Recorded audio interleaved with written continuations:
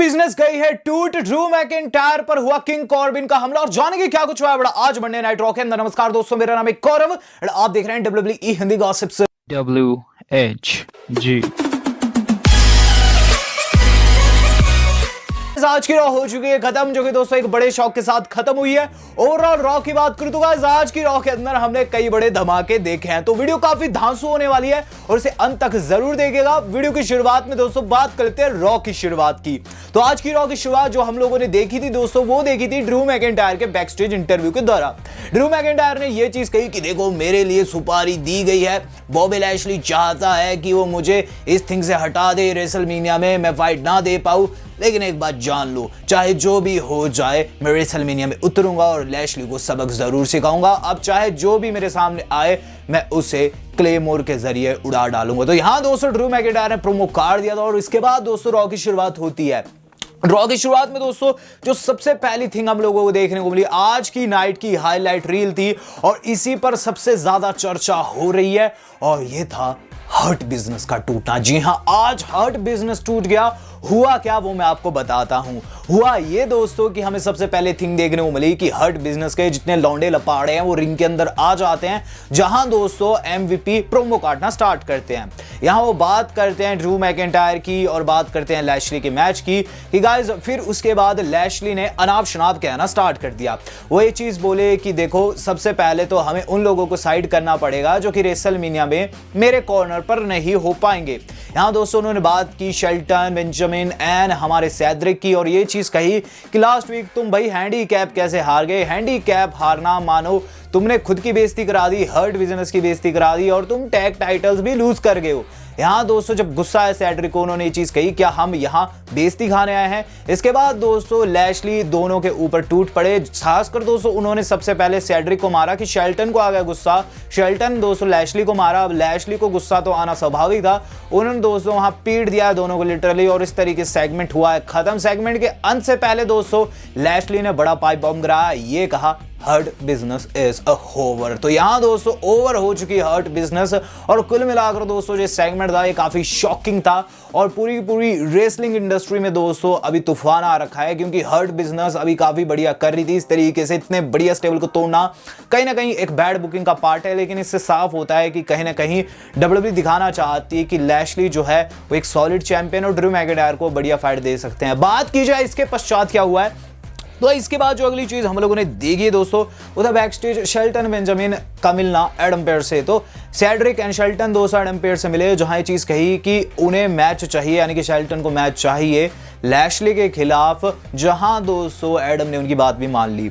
बात की जाए इसके पश्चात क्या हुआ, तो इसके बाद जो अगली चीज हम लोगों ने देखी है वो था दोस्तों मैट रिडल वर्सेस शेमस। तो एक सिंगल कंपटीशन देखने को मिला। मैच से पहले ही दोस्तों रिडल पर हमला हो चुका था। मैच के अंदर दोस्तों शेमस विजय रहते हैं, लेकिन उसके बाद दोस्तों मैट रिडल ने हल्का सा उन्हें धकेला है रिंग से बाहर। कुल मिलाकर दोस्तों इस फाइट से साफ हो चुका है कि शेमस जो है नेक्स्ट ओपोनेंट होने वाले हैं रिडल के, उनके टाइटल यानी कि US चैंपियनशिप के लिए। बात की जाए इसके बाद क्या हुआ, इसके बाद जो अगली चीज हम लोगों ने देखी वो था दोस्तों शेन ओमैक एंड कंपनी का रिंग के अंदर। Shane O'Mac, Elias and Ryker ring के अंदर आ चुके हैं, जहां दोस्तों तगड़े वाली बेइज्जती कर रहे हैं ब्रॉन स्ट्रोमैन की।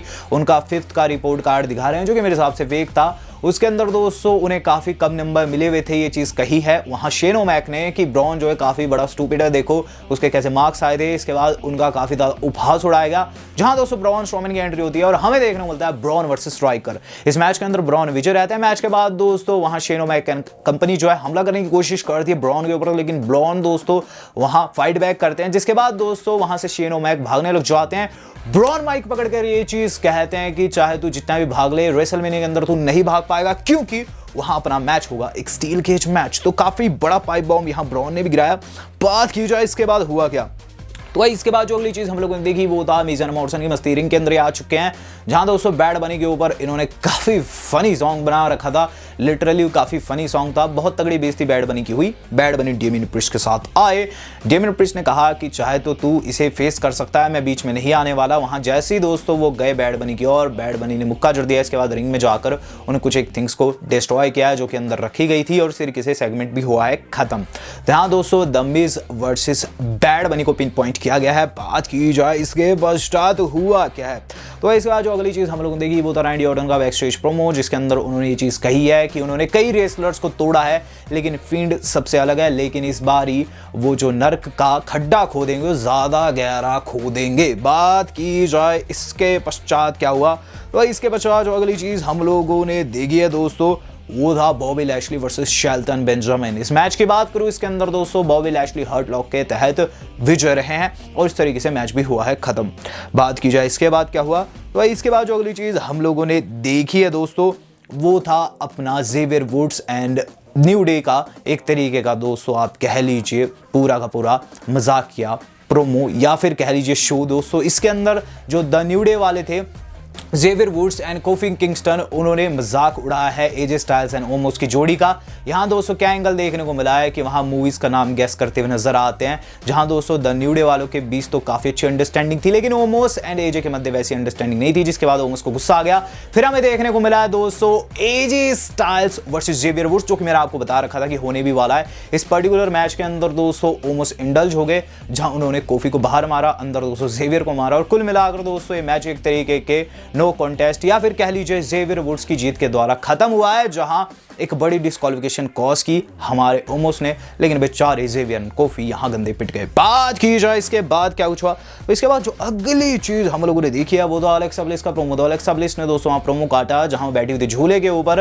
उन्होंने ये चीज कही है कि इस बारी रेसलमेनिया में थिंग्स डिफरेंट रहेगी और रैंडी को सबक जरूर सिखा करेंगे, जहां फील्ड भी हमें वहां बैठे हुए बिल्कुल पुतले के समान नजर आए हैं। बात की जाए इसके बाद क्या हुआ, तो इसके बाद जो अगली चीज हम लोगों ने देखी है वो था दोस्तों ड्रू मैकिंटायर का गुस्से में जाना। तो ड्रू मैकिंटायर गुस्से में बैक स्टेज गए, जहां लॉकर रूम में उन्होंने कई सुपरस्टार्स को पेला है। लिटरली दोस्तों ने बहुत सारे जॉबर्स की पिटाई की। वहां रिकोशे ने ये चीज़ कही है कि देख मैं तुझे फेस करने के लिए तैयार हूं, मुझे कोई बाउंटी नहीं चाहिए, मुझे कोई सुपारी नहीं दी गई है, लेकिन स्टिल मैं तेरे सामने खड़ा होता हूं। जिस पर ड्रू ने उन्हें एक तरीके की रिस्पेक्ट दी और इस तरीके से थिंग हुई है खत्म। बात की जाए इसके बाद क्या हुआ, तो इसके बाद जो अगली चीज़ हम लोगों ने देखी है वो था महिलाओं का मैच, जहां दोस्तों नायोमी ने फेस किया है शेना बेजलर को। इस मैच के अंदर नायोमी रोलअप के जरिए विजय रही है। मैच काफी बढ़िया था।